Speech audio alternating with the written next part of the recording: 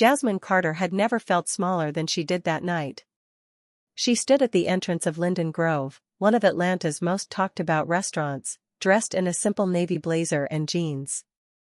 She wasn't flashy. That wasn't her style. But she walked in confidently, because she'd earned that confidence. The hostess didn't even hide her judgmental gaze. She gave Jasmine one of those tight, fake smiles. "Sorry," she said, flipping through the reservation book. "We're fully booked tonight." Jasmine tilted her head. "That's fine. I'm happy to wait." The hostess sighed, then leaned to whisper something to the manager. He approached like someone asked to clean up a mess. "Ma'am," he said curtly, "we're not taking walk-ins tonight." "Apologies." As Jasmine turned to leave, she noticed a white couple walk in behind her. The man wore a hoodie. The woman had flip-flops on. No reservation. No issue. The same hostess smiled and led them in without hesitation. Jasmine stood outside in the night air, her jaw clenched. She pulled out her phone, not to post or vent, but to call her assistant. "I need you to find out who owns Linden Grove. And how much it would cost to buy it." That night, Jasmine didn't sleep. She stayed up scrolling through old photos, her sleeping on a shelter cot at 17, her vending her first mobile app at 24, the ribbon cutting of her second office space just last year. She hadn't come this far to be humiliated again. She remembered job interviews where they told her she was overqualified. She remembered a real estate agent asking if she was really the buyer. She remembered being followed in department stores. But this was different. This wasn't rejection. This was a challenge. By noon the next day, Jasmine's team sat around the long oak table in her tech firm's conference room. Her financial advisor spoke first. "The parent company of Linden Grove is struggling. That location isn't profitable. Leases month to month. You could buy the lease rights, even the name if you want."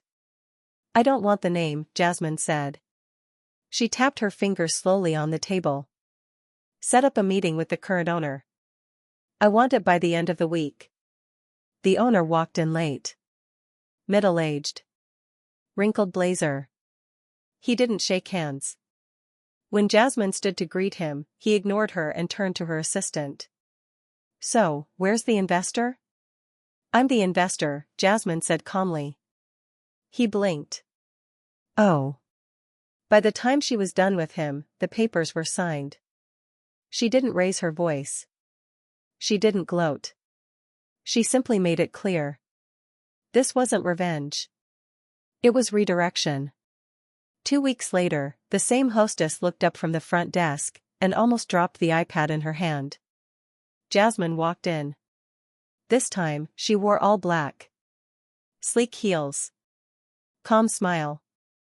The new general manager, a young black woman named Sierra, walked beside her. "Ms. Carter," the hostess stammered. Jasmine nodded. "Thank you for your time. HR has arranged your transition paperwork. Today's your last day." The girl didn't argue. The kitchen had new staff. The decor had changed. The menu now featured soul food with a modern twist, chicken and waffles with thyme-infused syrup, spicy jollof risotto, and cornbread cupcakes. Jasmine renamed it just right. A place for everyone who'd ever been told they didn't belong. The story went viral. Woman denied entry buys restaurant the next day. Thousands of comments. Some praising. Some hateful. She ignored the noise. Instead, she launched a culinary scholarship for marginalized youth. She hired black chefs, Latina managers, Asian mixologists. The space buzzed with energy. Every wall had artwork from local artists. She wasn't just building a restaurant. She was building a message. But not everyone was happy. Late one night, Jasmine stayed behind to review the blueprint for a rooftop expansion. It was quiet. The kitchen had been cleaned. Her assistant had already left. She walked into the back hallway, and stopped. On the silver walk-in fridge, someone had written in thick red marker. "Stay in your place." She froze. For a second, her breath caught. But she didn't panic. She walked out slowly, locked the door, and made one call. "Activate the full security protocol. No staff comes in tomorrow. Cameras. Cleaners. Everything.